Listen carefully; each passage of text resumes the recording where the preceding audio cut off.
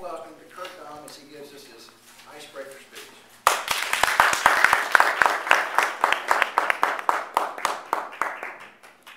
Thank you, Mr. Toastmaster. Guests, members.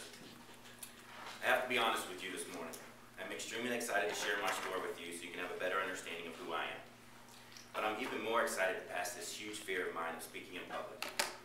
If I happen to pass out from nerves or shaking, don't worry. Matt knows my wife's phone number to keep her informed as to where I'm at. However, he's not here, so let's hope all goes well. I was born in St. Louis, Missouri, and I lived there until I was 8 years old before moving to Galveston, Texas.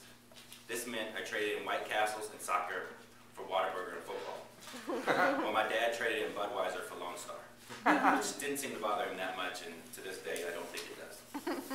I spent the next 10 years of my life in Galveston and Houston. I moved from school to school depending on how my father's job was.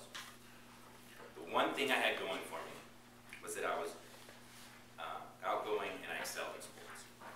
Basketball became the love of my life, as well as living in Texas. Let's fast forward now to a 17-year-old in his junior year in high school. My father had decided once again that it was time to move jobs. This time it was for Cleveland, Ohio. All I knew about Cleveland, Ohio was that my grandparents were from there, and I liked hanging out with my grandparents as a kid, but I was not a kid anymore. I was in high school, and I was being looked at for many different basketball scholarships, at which this time of moving my senior year was not going to help. So as many fathers and sons, as many of you know, we were not getting along. As time would have it, my brother had just came back from the Peace Corps, Micronesia to be exact. He would take me in and be my legal guardian. Let's think about that. Take me in and be my legal guardian at 18 while he was 25. Wow.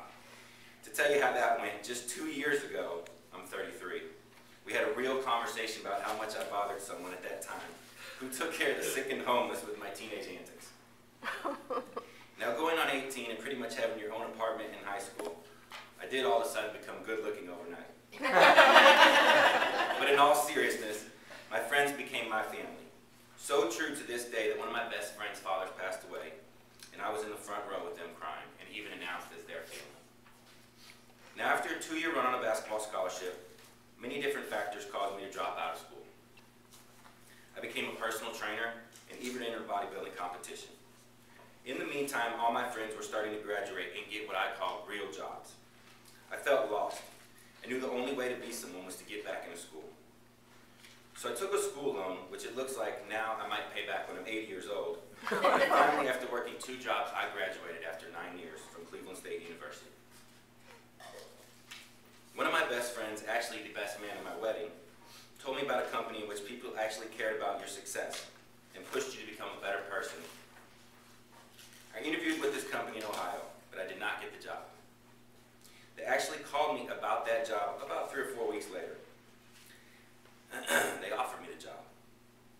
I had to say no because I already took the job as a manager of a gym, and I hoped they would respect my loyalty and honesty as well as my integrity. But I asked them not to forget about me because that's the job that I really wanted. As I said, I'm a Texas boy, and if anybody knows Cleveland, Ohio, I couldn't take much more of it. The gloomy, the cold, angry people, it was time to come home. I called my friend once again, I reached out to him.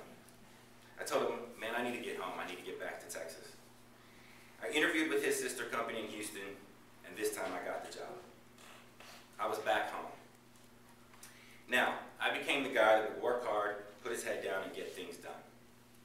It was a struggle, though. It was taking a long time for my so-called numbers to rise as an IT recruiter. What was I to do? I was eventually moved to another division and things started to click. I wanted more, though. I did not just want to be a recruiter, and I do not just want to be a recruiter. I wanted to go into sales because I believe in myself and I believe in this company. So here we are this morning. I'm one of the top recruiters in my office, up around 15 recruiters or so. And I was told the only way I would get into sales was to polish my delivery. How could I talk to CEOs or managers of large companies as Exxon and Marathon Oil? That is why I'm here today. I've decided to face my fear and share my story in front of all of you.